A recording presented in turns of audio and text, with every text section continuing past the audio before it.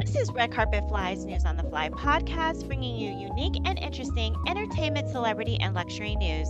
Before we get started, you know what to do. Like, follow, and subscribe to Red Carpet Fly, and hit that notification bell so you don't miss a single News on the Fly episode. Let's get into these headlines. So Dr. Fauci has entered the chat regarding the discussion on whether former President Trump's ear injury is as serious as it has been reported. So, according to Radar Online, he has called the GOP nominee's injury a superficial wound. Despite concerns raised by medical experts like Dr. Sanjay Gupta, who highlighted the potential consequence of a gunshot blast near the head, Fauci maintained that the injury appeared to be superficial. I hate that Dr. Fauci had anything to say about this. I feel like this discussion is petty and Dr. Fauci is above this conversation. And I also feel like it adds to the validity to the criticisms that Dr. Fauci faced during the pandemic, when people were saying that he was partisan and that his recommendations were influenced by political considerations rather than just purely scientific evidence. I think professionals, even if they have an opinion and they want to get in these kind of conversations, I think to they need to appear impartial in order to preserve their professionalism. I know Fauci doesn't like Trump, but because you are a doctor and a health expert and you speak in the capacity of all things health for the nation, right? Or you did. I just think that this was a bad look. This is a bad look, Dr. Fauci.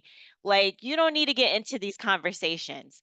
Um, I don't know, and it's hard to because I'm sure news outlets have been asking his opinion on it. But I just think that he should have, just left it to just a general um glad that he didn't die, that he wasn't assassinated, and just left it at that. No other comment is necessary. What do you guys think? Like, I just don't like our professionals, and our experts getting into these kind of conversations because it makes it look like it's harder to trust their recommendations, right? Because I feel like they could be influenced and motivated by kind of like current events and, just the social pressures. And I know that you can't, they're not isolated. I know that they're going to be influenced, but I just don't like to see them be influenced. And, Dr. Fauci doing this, it just seems like I think he was being very not, when he was back during the pandemic, when COVID was rampant and we are trying to figure it out, I think he was giving us scientific information and I think he was being nonpartisan. But this type of this type of behavior lends itself to the argument that he was playing partisan politics. Anyways, whatever, guys. Let me know your comments below about Dr. Fauci being messy out here in these streets talking about former President Trump's ear injury is superficial. Moving on. So, in a weird cross section of entertainment and politics, Cyndi Lauper has a thing to say about Trump as a leader on The Apprentice. So, according to TMZ, she criticized Donald Trump's leadership, particularly regarding LGBT rights. Her remarks highlighted an ongoing tension and debates surrounding political and social issues in the United States. I don't think it took a scientist to figure out that Trump uh, could be a horrible boss. I mean, we had heard reports from his casinos and different places that, different buildings that he had owned in New York that he was a slumlord and that, he just wasn't the greatest boss. So to me, I'm not here to slander Trump, but I'm just saying like it really didn't take it didn't take much to put that together that he wasn't the greatest boss. Anyways, I just thought that was weird and it seems like maybe people are dogpiling on Trump. I don't know, but just weird that Cyndi Lauper has something to say about it. And talking about social issues, so celebrities are stepping up more and more during public crises crises, and natural disasters, using their platforms to raise awareness and funds for relief efforts. So we just heard about Bun B giving out his trail burgers to those affected by Hurricane Beryl. Well, Meg the Stallion is rolling up her sleeves through her organization, Pete and Thomas, through the Pete and Thomas Foundation to give emergency generators to senior citizens caught in the aftermath of Hurricane Beryl. Contributions like these highlight the intersection of fame and social responsibilities in times of need. I think it's important that celebrities use their platform for good. And I think that this trend has really picked up with millennial celebrities and Gen Z celebrities.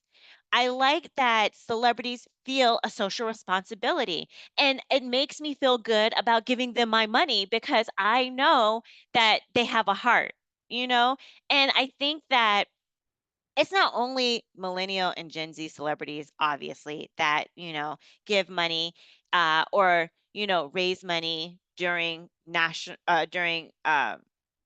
what is it? During times of crisis and natural disaster, tons of celebrities do that. But I really have started seeing the trend pick up in the like 2000s and on. So, I mean, I could be wrong, but I really like this. What do you guys think? Do you think that celebrities should be more involved and should be using their platform to bring awareness to these kind of disasters? Um, or should they just kind of sit out of it? Because, like, celebrities get involved in politics too, and they kind of muck up the whole thing. So, comment below and let me know what you guys think. Anyway, that's it for today, guys. If you'd like to receive a text notification of when I post my News on the Fly episode or a celebrity red carpet interview, please send a text to 917-502-4379 and say, I want to get fly text. Once subscribed, you'll start receiving text messages regarding a News on the Fly episode or a celebrity interview. Also, if you have a business, product, service, YouTube channel, or social media account that you would like to promote on my channel, please email redcarpetfly at alexi@redcarpetfly.com to get rates for advertising. Hey, we're growing, guys. You can also find this podcast on all podcast platforms. Just search for News on the Fly podcast. Lastly, please like, follow, subscribe, and share our YouTube channel, Red Carpet Fly, and also follow us on Instagram and Threads at Red Carpet Fly. And until tomorrow, always stay fly.